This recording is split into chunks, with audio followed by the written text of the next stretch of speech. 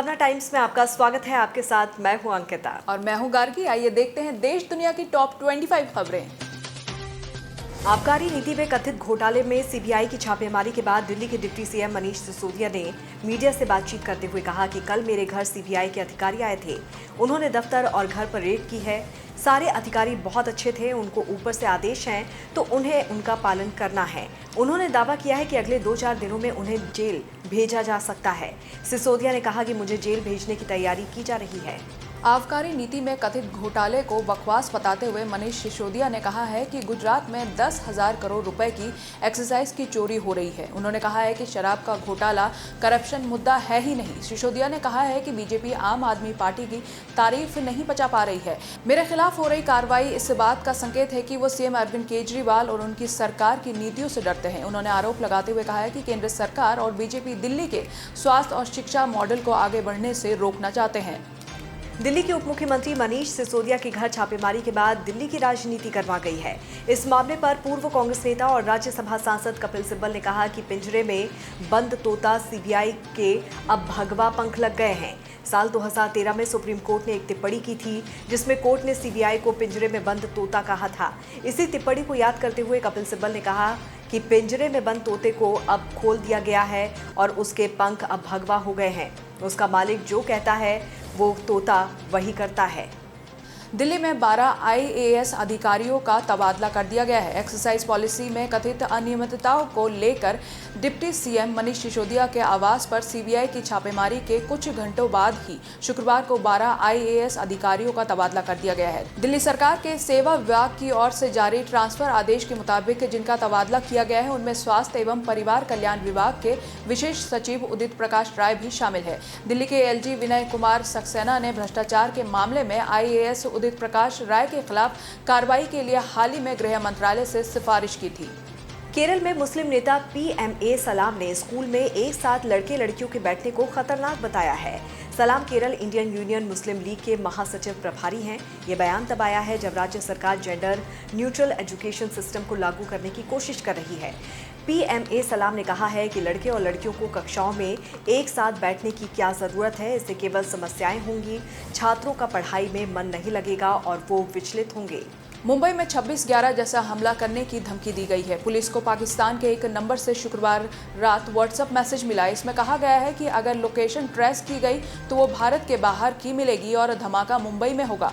धमकी में कहा गया है कि 6 लोग भारत में जो इस काम को अंजाम देंगे। जिस नंबर से ये मैसेज किया गया है वो पाकिस्तान का है। मैसेज में उदयपुर कांड का भी जिक्र है। धमकी भरे मैसेज मिलने के बाद मुंबई पुलिस ने जांच शुरू कर दी है। कृष्ण नगरी मथुरा वृंदावन के विश्व प्रसिद्ध ठाकुर बांके बिहारी मंदिर में भगदड़ मचने से 2 लोगों की मौत हो गई जबकि 50 से ज्यादा लोग घायल हुए हैं। बताया जा रहा है कि जन्माष्टमी की मंगला आरती के दौरान मंदिर में भगदड़ मच गई। ज्यादा भीड़ की वजह से लोगों के दम घुटने लगे जिसमें एक महिला और एक पुरुष श्रद्धालु की मौत हो गई।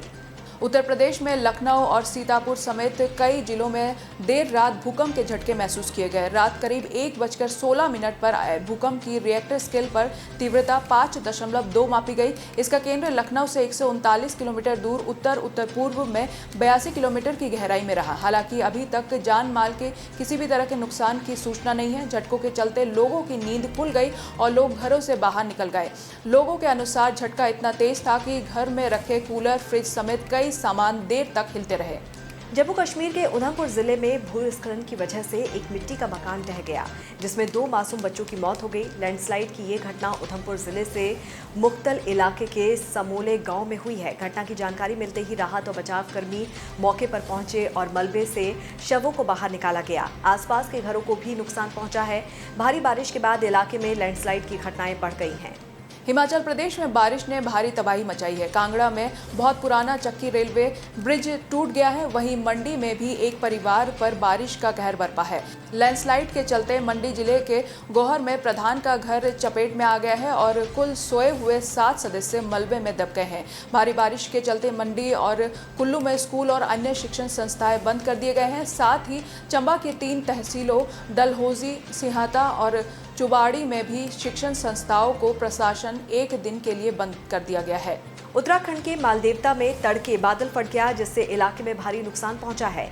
लगातार बारिश के बाद एक होटल में भी पानी घुस गया। रायपुर से थानों को जोड़ने वाला पुल भी बह गया। इससे सैकड़ों गांवों का संपर्क राजधानी से कट गया है।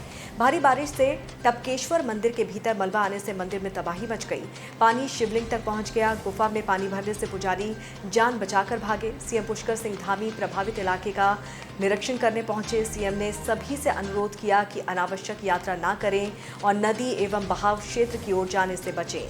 मूसलाधार बारिश के कारण रोक दी गई वैष्णो देवी बहाल कर दी गई है। यात्रियों को पहले कटरा में ही रोक दिया गया था। शुक्रवार को मूसलाधार बारिश से वैष्णो देवी यात्रा शाम 6 से 8 बजे तक बाणगंगा में ही रोकनी पड़ी। ऊपर पहाड़ों पर हो रही बारिश का पानी बहकर रास्ते पर आ गया। इसके बाद एहतियाती कदम उठाते हुए श्रद्धालुओं को आगे जाने से रोक दिया गया। 2 घंटे बाद यात्रा बहाल कर दी गई। उधर हिमकोटी मार्ग पत्थर गिरने के कारण बाधित रहा। पुराने मार्ग से ही श्रद्धालु पैदल यात्रा कर रहे हैं। सोमालिया के मोगादिशु में 26/11 जैसा हमला हुआ। यहां अल-कायदा से जुड़े अल-शबाब समूह ने हयात होटल पर हमला कर दिया। 14 घंटे तक हमलावर ने होटल पर अपना कब्जा बनाए हुआ था। मोगादिशु के हयात होटल पर हुए आतंकी हमले में 15 लोगों की मौत दर्ज हुई है। वहीं कई लोग गंभीर रूप से घायल हुए हैं। बताया जा रहा है कि मृतकों में होटल का मालिक समेत कई बड़े कारोबारी भी शामिल थे। मोगादिशु के हयात होटल पर हमले की अल-शबाब आतंकी समूह ने जिम्मेदारी ली है। बताया जा रहा है कि 12 घंटे से ऊपर चली आतंकियों और सुरक्षा बलों के बीच मुठभेड़ में इलाके में अफरा तफरी का माहौल मच गया। अल-शबाब के लड़ाकों इमारत की सबसे ऊपरी मंजिल पर थे। इलाके में धमाकों और गोलियों की आवाज़ सुनाई दे रही थी, जहां जिंदा बंदूकधारियों की संख्या स्पष्ट नहीं हो पाई थी। अल-शबाब का दावा था कि उन्होंने होटल के अंदर लोगों को बंधक बना लिया है।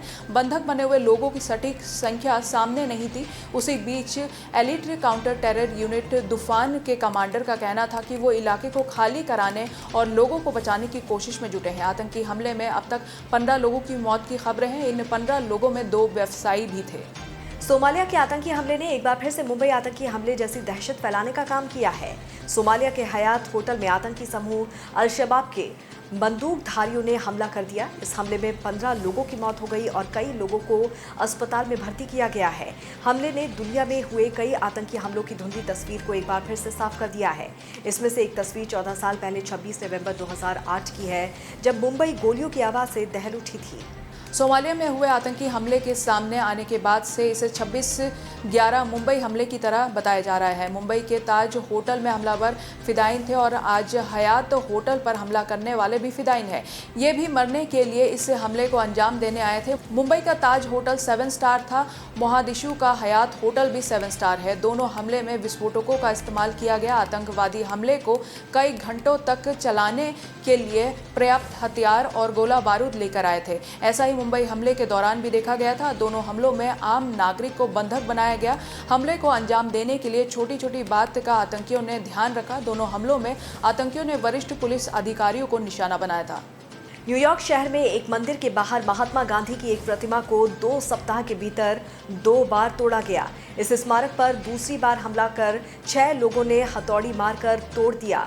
स्थानीय पुलिस ने द न्यूयॉर्क पोस्ट के हवाले से कहा है कि न्यूयॉर्क के दक्षिणी रिचमंड हिल में तुलसी मंदिर के बाहर खड़ी गांधी की प्रतिमा को हथौड़े से तोड़ दिया गया। भारत और जिम्बाब्वे के बीच 3 मैचों की वनडे सीरीज का दूसरा मुकाबला हरारे स्पोर्ट्स क्लब में खेला जा रहा है। टीम इंडिया के कप्तान केएल राहुल ने टॉस जीतकर पहले गेंदबाजी करने का फैसला किया है। पहले वनडे में प्लेयर ऑफ द मैच रहे दीपक चाहर आज का मुकाबला नहीं खेल रहे हैं। उनकी जगह शार्दुल ठाकुर को मौका दिया गया है। अगर टीम इंडिया ये मैच जीत जाती है तो वो जिम्बाब्वे के खिलाफ लगातार 7वीं सीरीज जीतेगी। आखिरी बार 1997 को जिम्बाब्वे ने भारत को वनडे सीरीज में हराया था। इंग्लिश तेज गेंदबाज स्टुअर्ट ब्रॉड ने इंग्लैंड और साउथ अफ्रीका के बीच खेले जा रहे पहले टेस्ट मुकाबले में एक शानदार कैच पकड़ा। उन्होंने मिड ऑन में हवा में छलांग लगाते हुए एक हाथ से कैच पकड़ लिया।